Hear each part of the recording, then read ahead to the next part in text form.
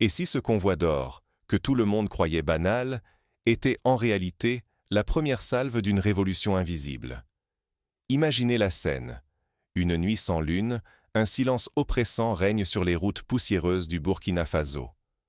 Dans l'ombre, Holness, stratège audacieux, ordonne le transfert furtif de l'or national.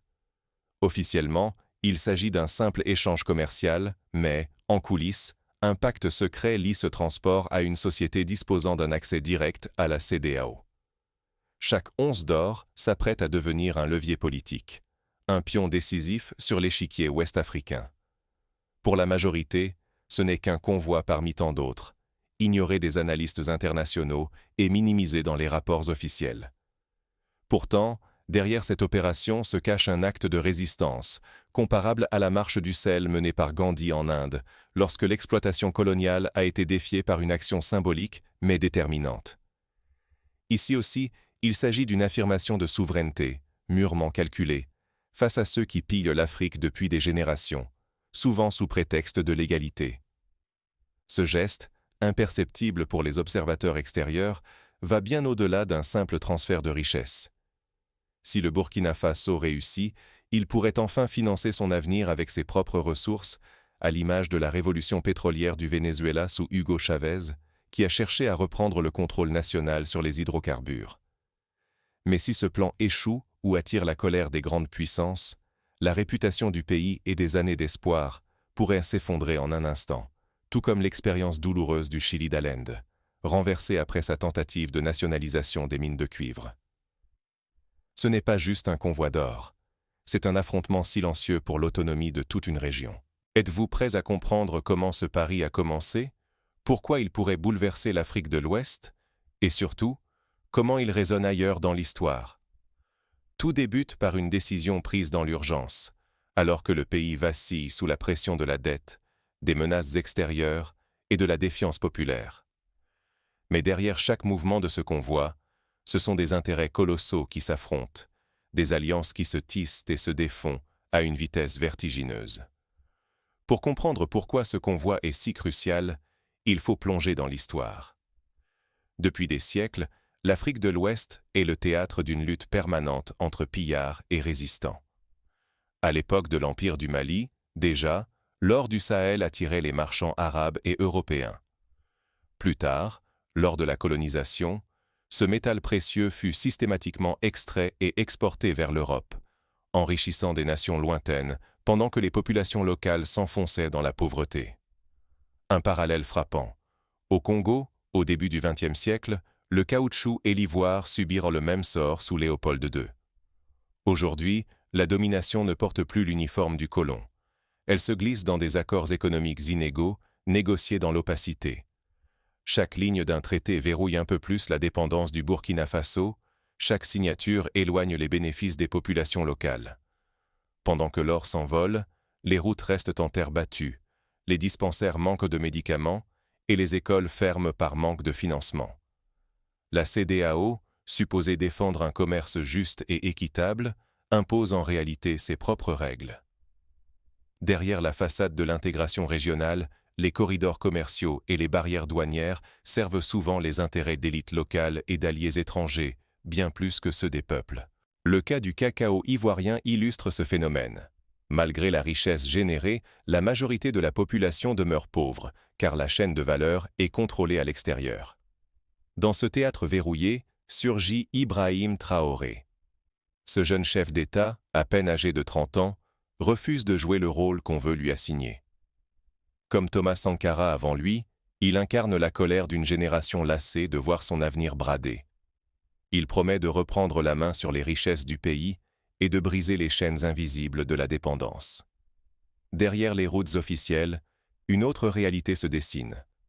L'or circule, souvent camouflé sous des documents en règle, échappant ainsi au regard du peuple. C'est une mécanique bien rodée. Chaque convoi franchissant la frontière peut dissimuler un transfert de souveraineté, une opération savamment orchestrée qui ne profite qu'à une poignée d'acteurs, au détriment de millions d'autres. Si rien ne change, le risque est immense. Les routes resteront impraticables, les écoles fermeront faute de moyens, les hôpitaux manqueront de tout. Et chaque milliard d'or qui disparaît ne laisse derrière lui que poussière, colère et résignation. Mais au fond, qui tire vraiment les ficelles de ce ballet doré? À qui profite la lumière et qui orchestre les ombres? Cette question, posée il y a plus d'un siècle par les peuples d'Amérique latine face au pillage de l'argent du Potosi, reste d'actualité en Afrique de l'Ouest. Dans cette jungle d'intérêts croisés, un scandale éclate. Un réseau clandestin, protégé au plus haut niveau, va bientôt tout bouleverser. On se souvient des Panama Papers, qui ont révélé l'ampleur de l'évasion fiscale mondiale. Ici, c'est l'or du Burkina Faso, qui devient le cœur d'un scandale d'État. Les documents officiels, soigneusement rédigés, ne disent jamais tout. Sous chaque signature, chaque tampon, se cache une réalité bien plus sombre. La fraude, ici, n'est pas une simple entorse à la loi. C'est une tromperie institutionnalisée, orchestrée pour servir des intérêts lointains. La société intermédiaire, qui se présente comme un banal transporteur, joue en réalité un rôle clé. Reliée à la CEDEAO, elle respecte en apparence toutes les règles. Mais cette façade n'est qu'un écran. Elle légitime un trafic d'or d'une ampleur considérable. En Afrique du Sud, dans les années 90, des sociétés écrans similaires avaient permis la fuite de milliards en diamants. Chaque année, des dizaines de tonnes d'or sont extraites du Burkina Faso. Pas 2, pas 3, bien plus de 30 qui franchissent les frontières sans bruit, sous des procédures banalisées. Tout semble en règle. Mais, dans l'ombre, ce sont des milliards qui s'envolent, happés par des réseaux transnationaux, tandis que le peuple burkinabé s'appauvrit. Ibrahim Traoré ne se contente pas de soupçons. Il collecte des manifestes de chargement, des contrats secrets, des échanges codés entre dirigeants d'entreprises, fonctionnaires et diplomates. Chaque fragment dévoile une stratégie d'opacité, tout en préservant une image irréprochable. Ce mode opératoire rappelle celui des grandes affaires de corruption internationale, comme le scandale de la FIFA. Plutôt que d'agir dans l'ombre, Traoré fait le choix de la lumière. Il publie tout, documents à l'appui, sur les réseaux sociaux et dans la presse internationale. Le scandale éclate en quelques heures. La colère gronde, les hashtags inondent Twitter, Facebook et Instagram. Le peuple exige des comptes, comme lors des printemps arabes, où la transparence et l'indignation avaient fait vaciller des régimes entiers. La CEDEAO, propulsée au centre du cyclone, est accusée d'avoir couvert ou ignoré l'opération. Son autorité chancelle. Face aux preuves, l'organisation se débat. Déni, promesses d'enquête, diversion. Mais l'ampleur du dossier rend tout démenti fragile. L'Union européenne, lors des crises de détournement de fonds en Grèce, avait dû affronter des tempêtes similaires. Le risque est immense. Si la vérité est étouffée, la crédibilité du Burkina Faso s'effondrera pour des décennies. Mais si Traoré tient bon, une nouvelle ère pourrait s'ouvrir, celle d'une nation africaine décidée à défendre ses richesses, quitte à rompre avec les circuits du pouvoir traditionnel. On se souvient du Botswana, qui, dans les années 70, a su imposer la renégociation des contrats miniers au profit du pays. Pourtant, la lumière n'assure pas la victoire. Alors que le peuple attend justice, la réaction du monde surprend. L'isolement menace ceux qui osent briser le silence. Lors du scandale Snowden, on a vu à quel point révéler la vérité pouvait conduire à l'exil ou à la marginalisation. Tandis que la tempête médiatique enfle, Traoré mesure l'ampleur du choc. Il sait que les prochaines heures seront décisives et que chaque geste comptera dans la bataille à venir. Comme Mandela lors de son procès, il comprend que la transparence ne suffit pas toujours à l'emporter, mais qu'elle constitue un point de bascule. Dénoncer la vérité, est-ce provoquer la justice ou précipiter l'exil? Pour Ibrahim Traoré, révéler le détournement secret de l'or n'a pas apporté la délivrance espérée. Cela n'a fait qu'élargir le cercle du soupçon, jusqu'à l'isolement implacable, comme Julian Assange après ses révélations sur Wikileaks. Sitôt ces révélations diffusées, une vague de dénigrement déferle.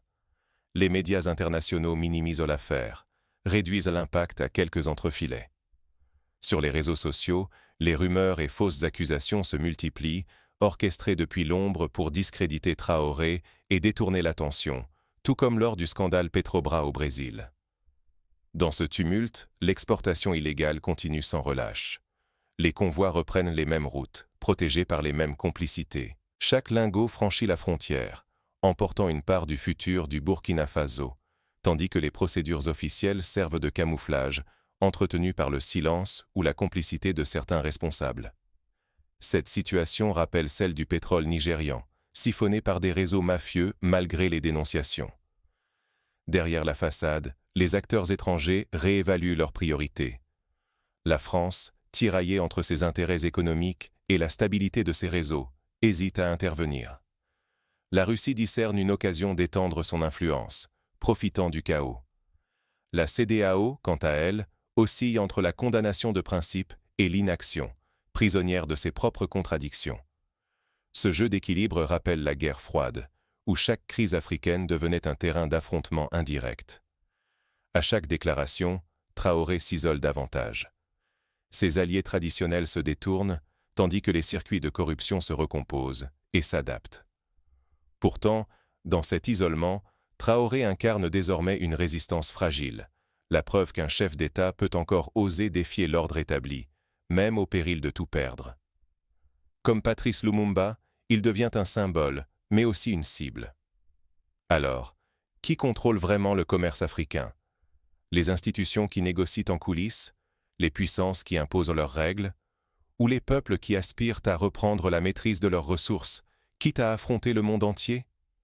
Cette question, posée lors de la conférence de Bandung en 1955, reste brûlante aujourd'hui.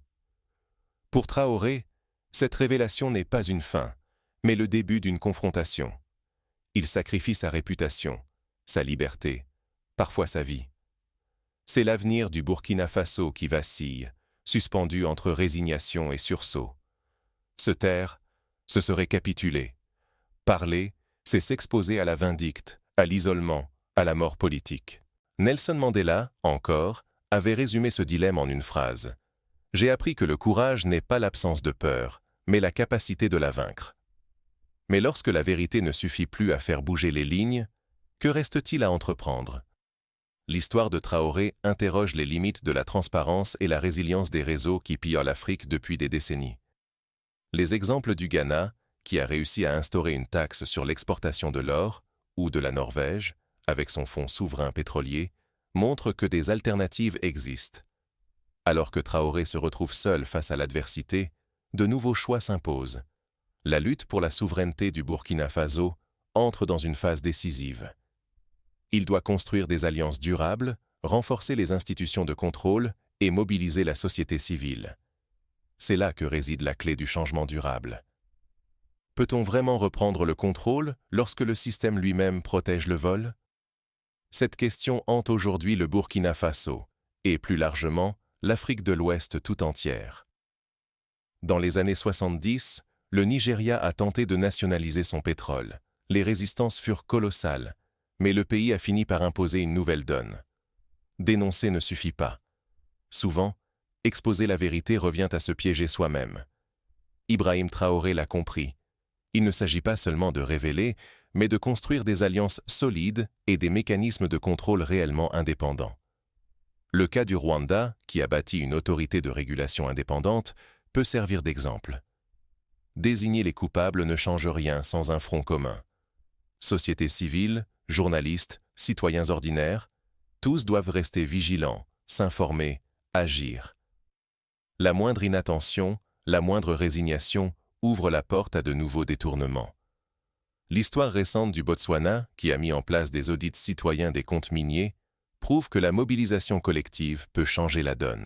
Les institutions régionales, telles la CEDEAO, sont à la croisée des chemins. Soit elles rendent enfin des comptes et se réforment, soit elles perdront toute légitimité aux yeux des peuples. Ce qui est en jeu n'est plus une cargaison d'or, mais la capacité de financer l'éducation, la santé, les routes, l'avenir.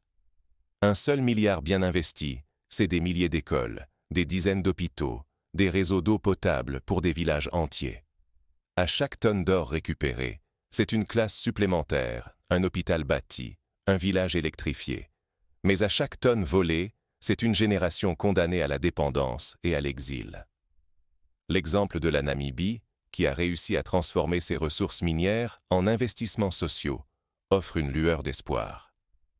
L'expérience brutale mais lucide du Burkina Faso peut devenir un modèle.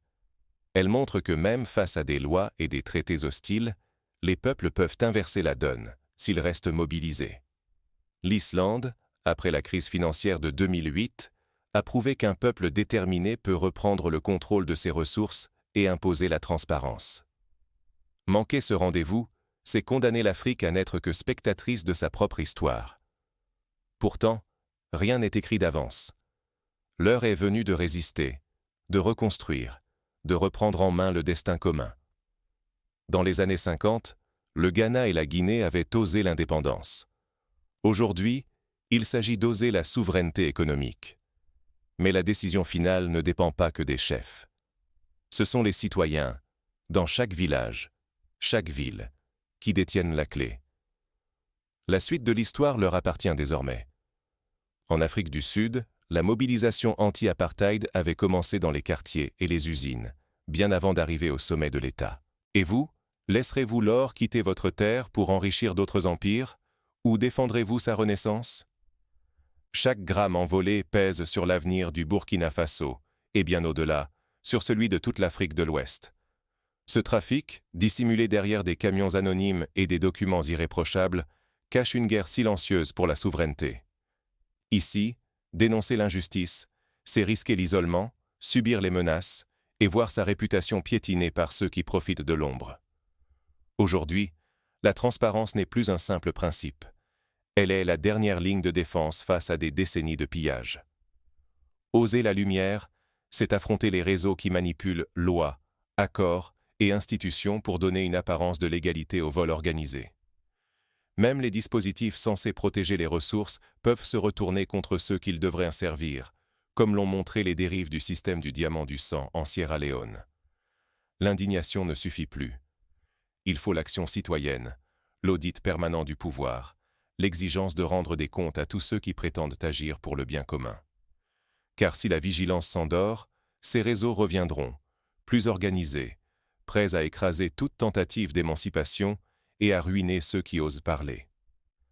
L'affaire du Watergate, aux États-Unis, rappelle à quel point la vigilance citoyenne peut changer le cours de l'histoire. Ce combat dépasse les frontières du Burkina Faso.